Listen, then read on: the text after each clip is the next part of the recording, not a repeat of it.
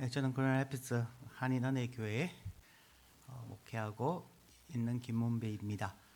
우리 조영수 목사님, 사모님, 성원이하고 처음에 와서 공부했고요.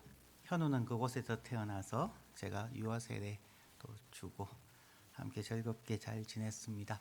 그러면서 목사님은 워낙 의리의 사나이시고 워낙 성실하셔서 저희 교회 참 많은 사역의 동력자고 많은 힘이 되어 주셨던 귀한 목사님입니다.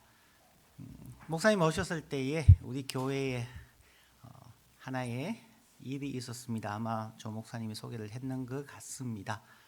저는 1,000원짜리 교회의 목사입니다.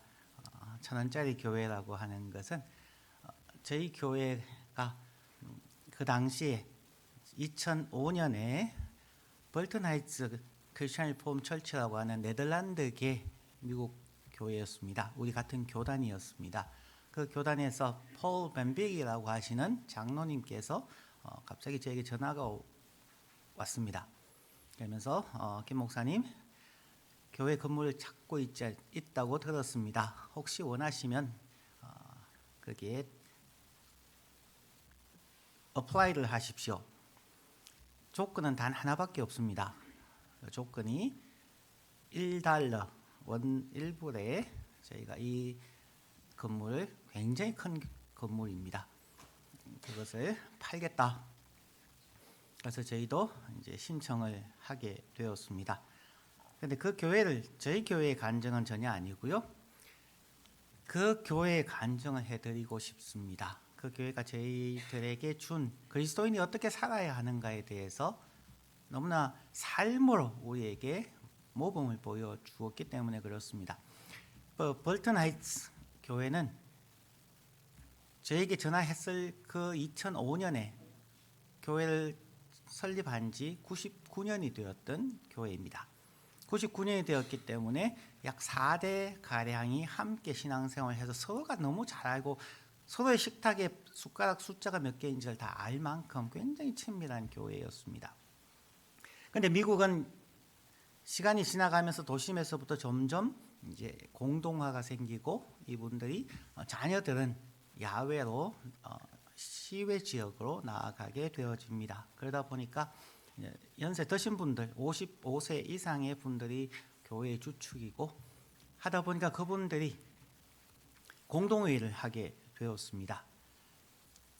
한쪽에서는 그 당시 2005년 그 당시에 교회 출석 교인이 125명 그리고 자신들의 교회 통장에 54만 불, 즉 한 6억 정도가 있고요. 그 교회 담임 목사님은 항상 10년 이상 해외 선교사 하신 분들이 그 교회에 담임 목사로 오시는 그런 교회였습니다. 한쪽에서는 125명의 성도님이 나오시니까 우리가 계속 한 명이 남을 때까지 교회를 계속 하자 하시는 분들이었고요. 또 한쪽 부류에서는 이것은 하나님의 교회이지 우리의 교회가 아닙니다. 우리 편하자고 우리가 친밀하다고 모이는 교회는 하나님의 교회가 아닙니다. 그래서 이 지역을 선교할 수 있는 다른 기독교 단체에게 물려주는 것이 하나님의 뜻일 겁니다. 그 사람들이 공동회의에서 치열하게 논쟁을 하고 기도한 후에 투표를 하였는데 과반수가 주자라는 쪽으로 결론이 났습니다. 그리고 원하는 단체에게 신청을 받았는데 9개 단체가 신청을 하였습니다. 그리고 거기서 서류 심사에서 7단체가 떨어지고 마지막 2단체 저희 교회와 미국 교회가 청문회를 하였고요. 거기에서 투표를 하여서 저희 교회에 주기로 그렇게 결정이 났습니다. 그분들이 어떻게 이 마무리하는가를 말씀을 드리고 싶은 부분입니다. 그들이 54만 불이 있는 것 중에서 10만 불을 50대였던 그 담임 목사님에게 전별금으로 드리고 그 다음에 교단의 국제선교부에 20만 불을 헌금을 하시고 그 다음에 그 지역의 어려운 교회 혹은 단체들을 20곳을 골라서 10,000불씩 헌금하시고 나머지는 뒷정리를 하시고 통장에 0을 만들었습니다. 저희가 건물을 매매할 때에 1불로 하는 이유는 그냥 주면은 서류가 이만큼 들어가야 됩니다. 그런데 1불로 팔게 되면 종이 한 장이면은 매매 계약이 끝이 납니다. 그래서 저희가 마지막에 1불을 그분들께 드렸는데 이미 교회 은행을 폐쇄했기 때문에 이것을 입금할 수가 없다. 그래서 그 1불 체크를 저희에게 돌려주셨어요. 그래서 사실은 1달러 교회도 아니고 0달러 교회입니다. 지금도 그것이 액자에서 제 방에 걸려져 있습니다. 자기들의 그 54만 불을 다 이웃들에게 교단에 나누어 주고 자신들은 교회에 기증하였던 그 어떤 것도 가져가지 아니하고 저희들이 그대로 다 남겨두시고 본인들은 각자 원하는 교회로 흩어져 갔습니다. 한 교회에 100여 명이 모여가면 또 그 교회에서 어려움을 겪을 수가 있기 때문에 그들은 각자 흩어져 갔습니다. 그래서 저희 교회는 알려져 있기는 1달러 교회, 1,000원짜리 교회, 저는 1,000원짜리 목사입니다. 과연 그것이 가능할까요? 그 모든 것을 내려놓고 그 모든 것을 하나님과 이웃들에게 나누어 주고 자기들은 정말 빈손 들고 자기들의 길을 걸어갈 수 있을까? 과연 우리 한인 이민교회가 그것이 가능할까? 하는 생각을 많이 하게 됩니다. 정말 하나님의 은혜가 이런 것이구나. 그리고 하나님을 믿는 하나님의 사람들, 예수 그리스도의 제자들의 삶이 어떠해야 하는가 하는 것을 보여주는 그러한 귀한 모범이었다 저는 생각을 하고 그 벌튼하이스 교회를 제가 간증해 드리게 된 것입니다. 오늘 이 말씀, 성경 본문 말씀과 연결해서 생각을 해 보려고 합니다. 오늘 봉독하였던 부분 여호수아 5장 말씀은 우리가 잘 아는 그러한 부분일 수도 있을 겁니다. 그런데 하나님의 군대 대장이 여호수아에게 내 발에서 신을 벗어라라고 했을 때 왜 이 말씀을 하셨을까? 이 말씀의 의미가 무엇일까 하는 것을 역사적으로 혹은 성경의 앞뒤 부분 맥락에서 살펴볼 필요가 있습니다. 하나님께서 출애굽에서 하나님의 백성들을 이끌고 나와서 40년의 모세의 영도하에서 요단강 동편까지 왔습니다. 이제 모세는 하나님과 함께 이 세상을 죽었다고 우리가 표현을 하지만 하나님과 함께 있게 되었고 이제 그 후계자인 여호수아를 이제 세웠습니다. 그 여호수아를 세웠는데 얼마나 답답하고 황당했겠습니까? 그 앞에는 요단강이 있었습니다. 요단강을 약 200에서 300만이 되는 사람들이 건넌다는 것은 참으로 어렵습니다. 처음 홍해를 건널 때는 하나님께서 한 명의 순종을 통하여서 홍해를 건넙니다. 하나님께서 모세를 향하여서 지팡이를 든 손을 홍해를 향하여 펼치라고 하였는데 그 펼치고 있는 시간이 얼마나 걸린지 혹시 기억을 하시겠습니까?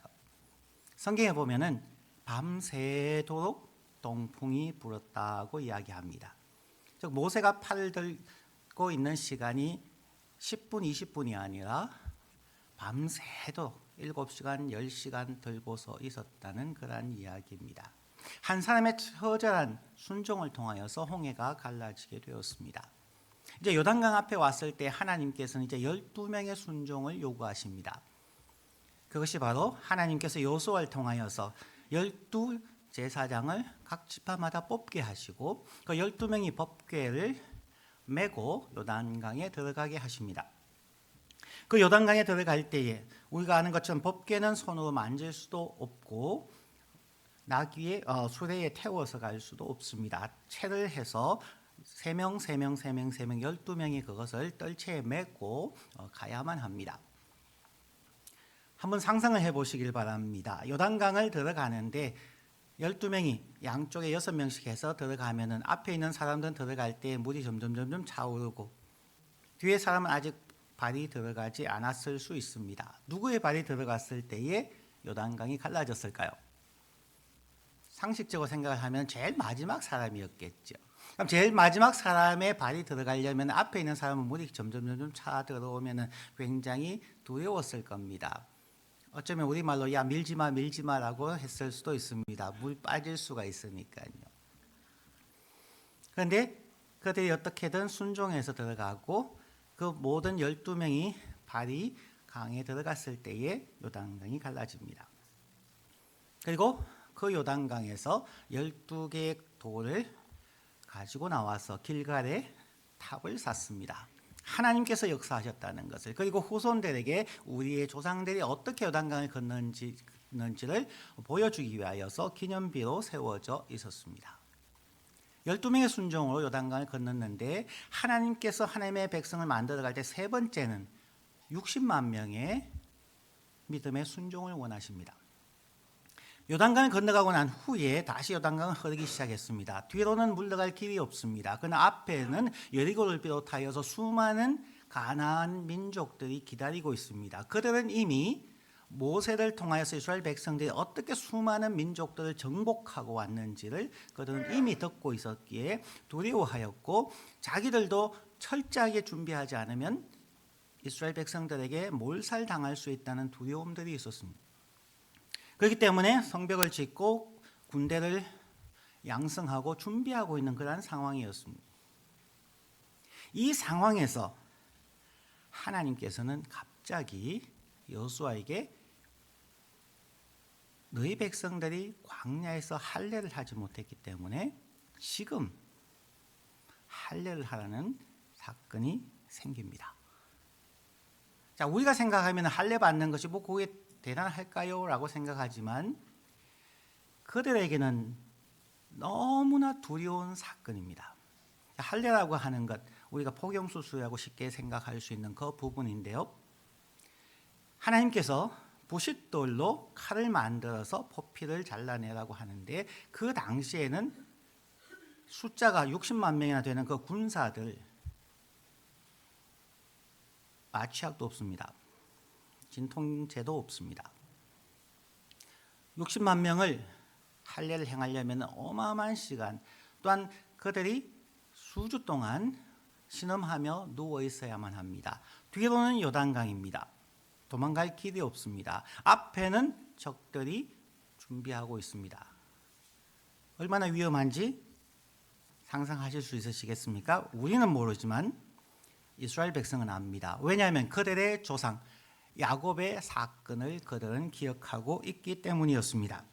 창세기 34장에 보면은 레아가 야곱에게 낳아준 딸 디나가 있었는데, 디나가 자기의 오라버니들이 양을 치러 나갔을 때에 그 지역에 혹시 친구를 사귈 수 있을까 싶어서 마시러 나갔습니다. 그러다가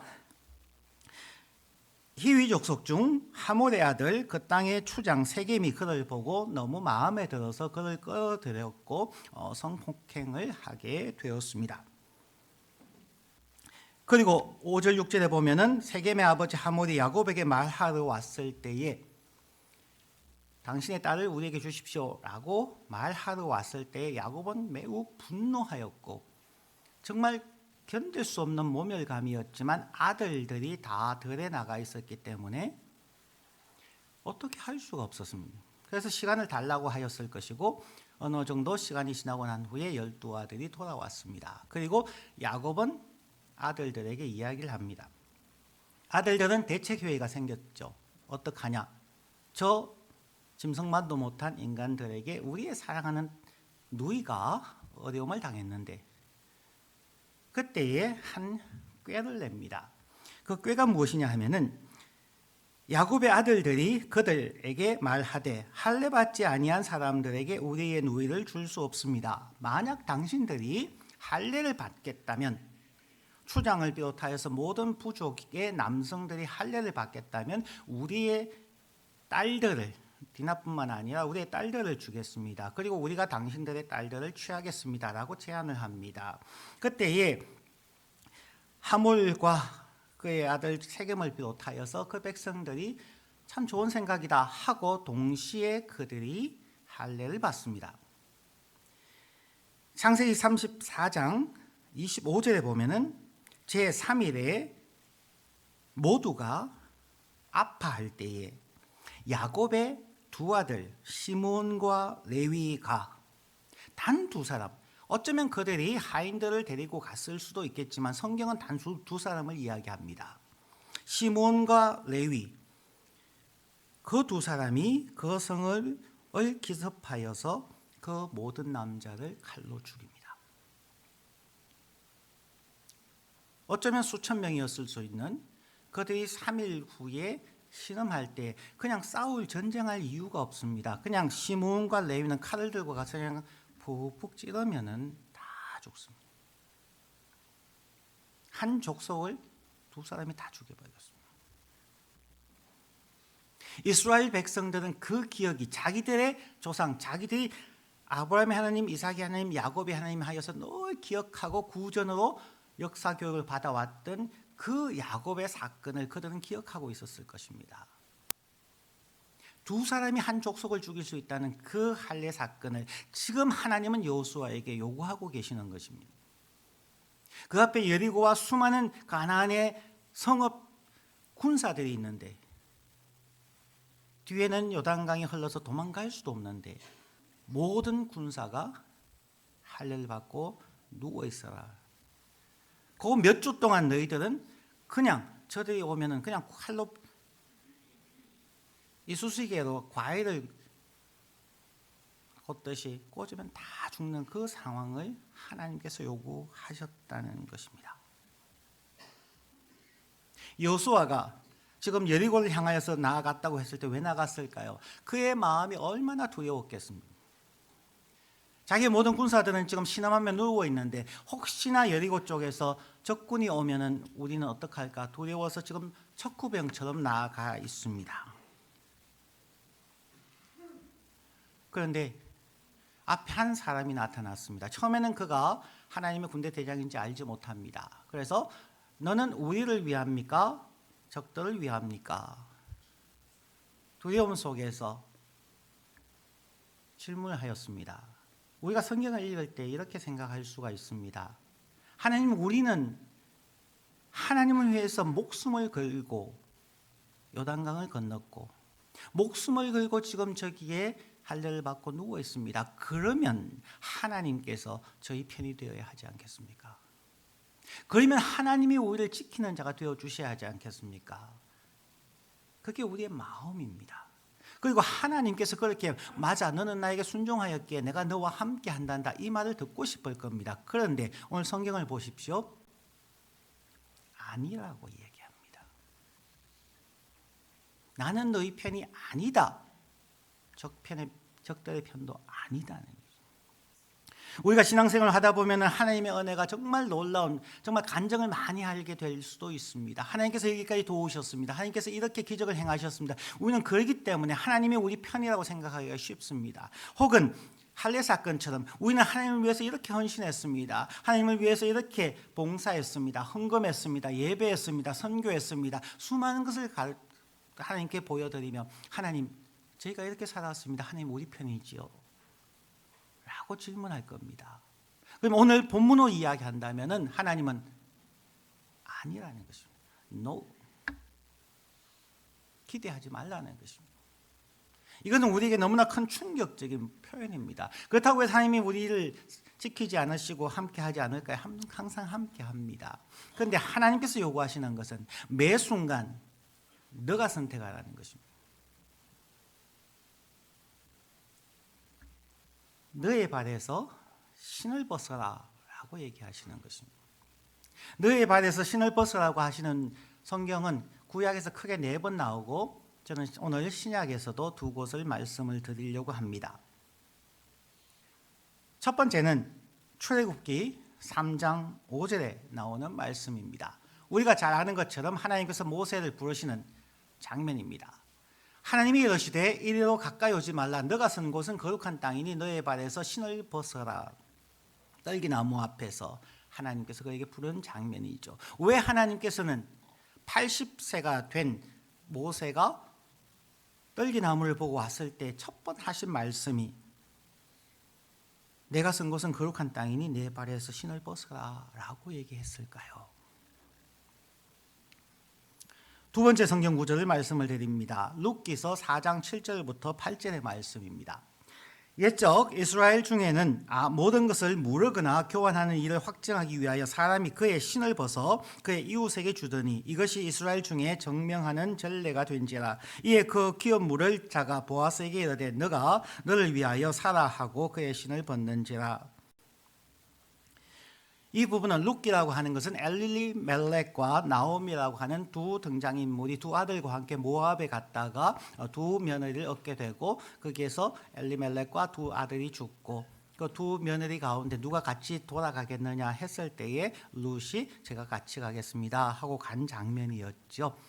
그가 왔을 때에 어떻게 할지 막막했는 상황 속에서 이삭 줍기를 하면서 생활하다가 보아스의 눈에 들었고 보아스와의 관계가 진척되어집니다. 하지만 그 당시에 법이 있어서 만약에 후사가 없이 사람을 죽으면 형제 그 다음에 가까운 친척부터 이제 후사를 잇게 하는 법도가 있었는데 보아스는 두 번째였습니다. 첫 번째 기업 물을 자에게 먼저 제안을 했습니다. 자, 이런 상황에 있습니다. 룻이라고 하는 여인이 있습니다. 당신이 아내로 취하겠습니까? 처음에는 아마 그 사람이 오케이라고 했을 것 같습니다. 그런데 집에 가서 아내에게 물어보니까 아내가 안 된다고 했겠지요. 그래서 안 된다고 얘기하니까 그 기업 물을 자가 장로님들 앞에 나와서 나의 모든 권한, 소유권, 권한을 포기합니다 라고 선언하고 장로님들 앞에서 그의 신발을 벗어서 보아스에게 줍니다. 오늘날의 매매 계약과 같은 것입니다. 모든 매매 계약을 쭉 쓰고 나서 제일 마지막에 서명을 하죠. 도장을 찍는 것과 똑같습니다. 매매가 종료되었다는 것입니다. 모든 것을 넘겨주겠다는 것입니다. 즉 다시 출애굽기로 넘어가게 되면은 출애굽기에서 하나님께서 모세를 불렀을 때에 모세는 40년 동안 애굽의 왕궁에서 모든 좋은 교육을 다 받았던 사람이고 물론 상처도 많고 힘들었지만 그 모든 것을 하나님께 맡기라는 얘기입니다. 또한 그 다음 40년 동안 미디안 광야에서 양을 치면서 배웠던 인생의 경험들, 세상의 경험들에 대한 그 모든 것들을 하나님 앞에 내려놓으라는 것입니다. 하나님께서 모세를 애굽에 보내셨을 때에 하나님의 방식으로 너가 하나님의 백성들을 이끌어 나가게 될 것이다 하는 것을 다시 한번 확약받는 그런 표현입니다. 하나님이 모든 것을, 우리의 모든 재능을 언제 어디에서 어떻게 사용하실지의 결정을 하나님께서 하시겠다는 그런 표현입니다.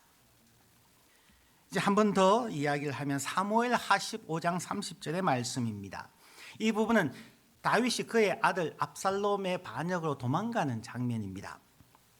다윗이 감람산 길로 올라갈 때에 그의 머리를 그가 가리고 맨발로 울며 가고 그와 함께 가는 모든 백성들도 각각 자기의 머리를 가리고 울며 올라가니라. 즉 다윗 왕과 그의 모든 신하들, 제사장들은 동일하게 머리를 가리고 즉 폐잔병이라는 표현과 울면서 갑니다. 그런데 단 한 명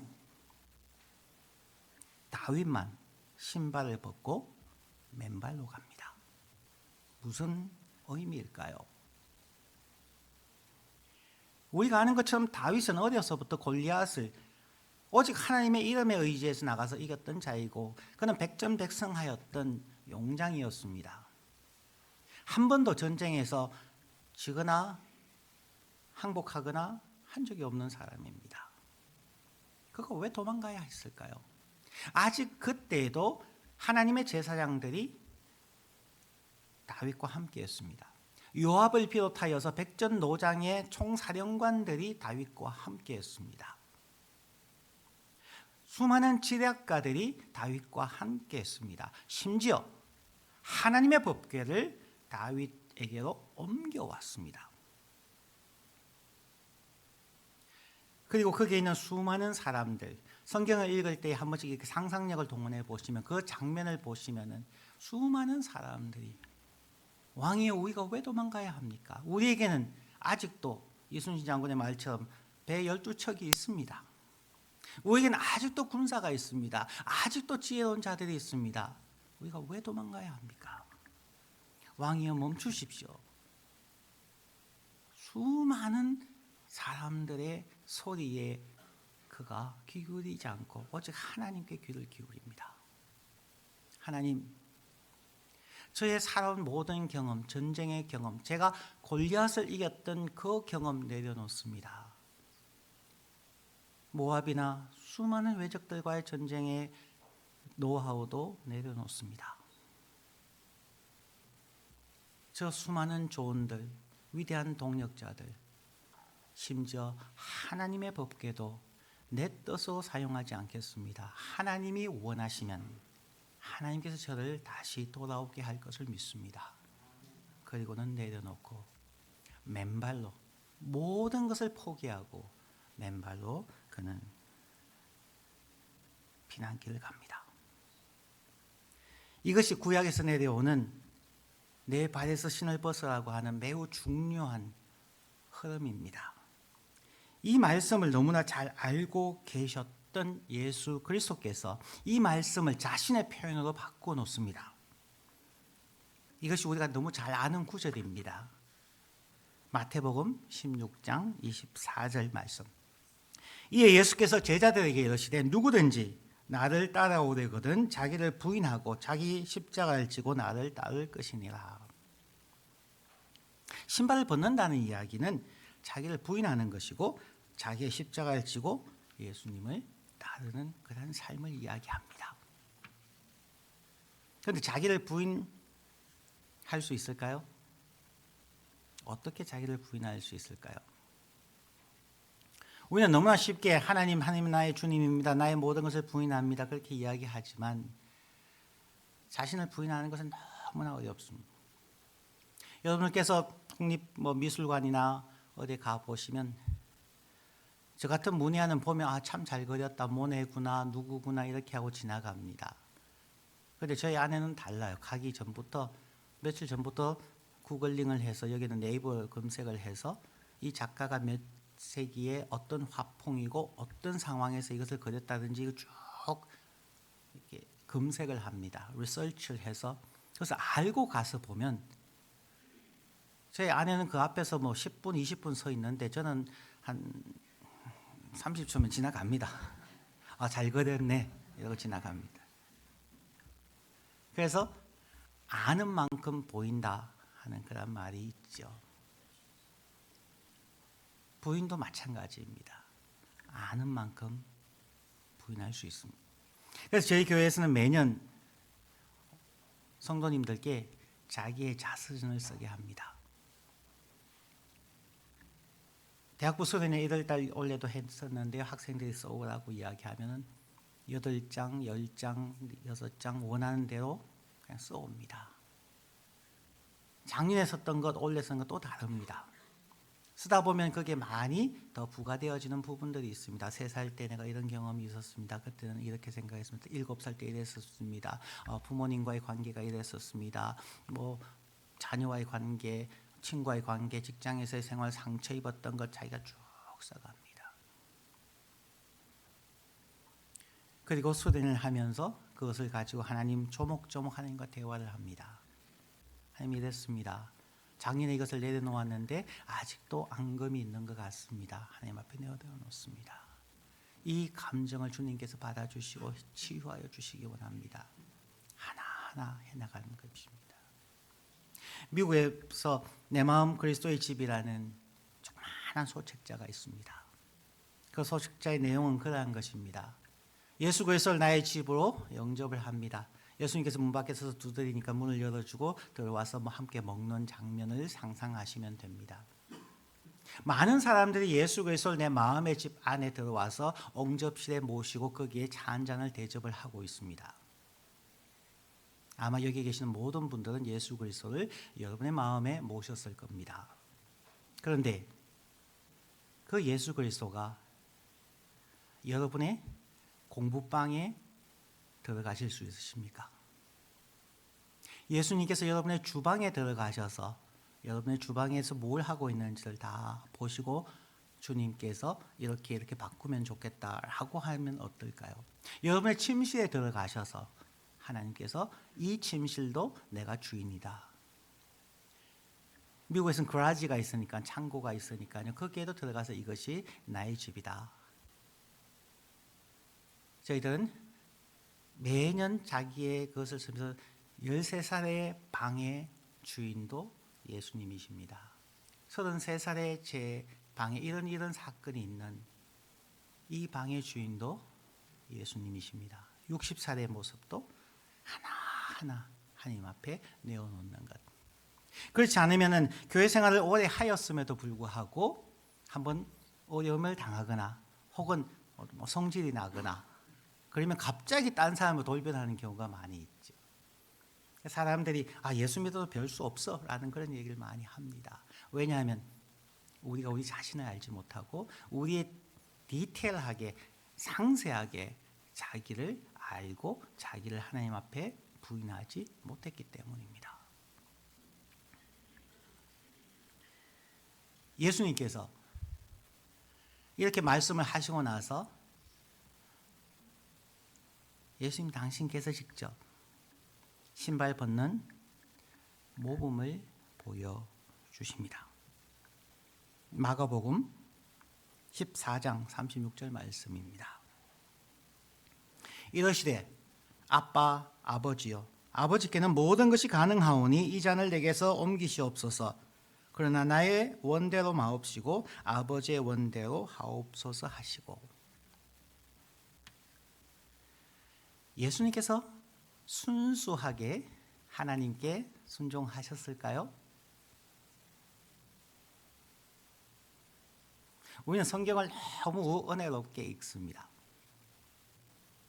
만약에 예수님께서 나의 원대로 마옵시고 아버지의 원대로 되기를 원합니다. 이 신앙심으로 있었다면 예수님이 3번 기도하셨을까요? 똑같은 설교를? 아니겠지요. 1차, 2차에서는 하나님과 엄청난 변론을 하셨을 것입니다. 성경에는 없습니다. 이사야서 1장 18절 말씀에 보는 것처럼 하나님께서 기뻐하시는 것은 오라 우리가 변론하자고 이야기합니다. 하나님은 변론을 원하십니다. 우리가 아무 생각 없이 순종하는 것을 하나님은 원하지 않습니다. 왜냐하면 아무 변론 없이 믿습니다라고 하는 사람들은 생각하지 않았다는 얘기고 자기를 알지 못한다는 것이고 자기의 구체적인 성품과 경험을 하나님 앞에 내려놓지 못했다는 이야기일 것입니다. 예수님은 하나님 앞에 가서 그랬을 것입니다. 첫 번째 기도 갔을 때도 하나님, 내가 하나님의 뜻에 순종하기 위해서 왔습니다. 저는 하나님의 뜻에 순종할 것입니다. 그런데 하나님의 은혜로 3명을 죽은 자를 살렸지 않습니까? 수많은 병자들 치유하지 않았습니까? 저에게 하나님 말씀을 전거했지 않습니까? 저에게 친구가 되어주지 않았습니까? 오병이어로 수많은 자를 먹이지 않았습니까? 하나님 저에게 조금 더 시간을 주시면 내가 더 많은 일을 하고 결국 하나님의 뜻에 순종할 것입니다. 하나님과의 시간에 대하여서 변론하시고 방법에 대해서 변론하시고 그 수많은 변론을 하시고 하지만 1번, 2번, 3번째 하나님 앞에 나의 원대로 마옵시고 아버지의 원대로 되길 원합니다 라고 말씀하시고 예수 그리스도께서 겟세마네 동산에서 자기의 발에서 신을 벗습니다. 다윗처럼 맨발로 예수 그리스도는 맨발로 십자가를 향하여서 걸어가십니다. 그리고 그분은 맨발로 십자가에 달리셔서 내 영혼을 아버지의 손에 맡깁니다. 저희가 교회 생활, 신앙생활 하다 보면은 저희들도 많은 경험들이 있습니다. 교회를 이렇게 섬기니까 참 결과가 좋았습니다. 이러면 이렇게 좋았습니다. 자기의 주장을 할 때가 참 많이 있습니다. 하지만 우리가 해야 하는 것은 하나님 앞에 무릎을 꿇는 것입니다. 하나님, 제가 이 많은 것을 했음에도 불구하고 이 모든 것을 내려놓습니다. 제 발에서 신을 벗습니다. 하나님 말씀하십시오. 하나님께서 또 목사님과 장로님들 통하여서 말씀해 주십시오. 우리가 순종하겠습니다. 그때 하나님께서 이루실 줄 믿습니다. 말씀의 본문으로 돌아가서 5장의 마지막을 하고 마칩니다. 여호수아에게 하나님의 군대 대장이 너희 발에서 신을 벗어라 라고 하니까 여호수아가 신발을 벗었어요. 하나님의 군대 장관이 여호수아에게 준 그가 정말 신발을 벗었는지 벗지 않았는지 점검하는 테스트가 무엇이었을까요? 그것이 바로 6장에 나오는 여리고성 함락 사건입니다. 여호수아에게 자, 여리고를 하루에 한 바퀴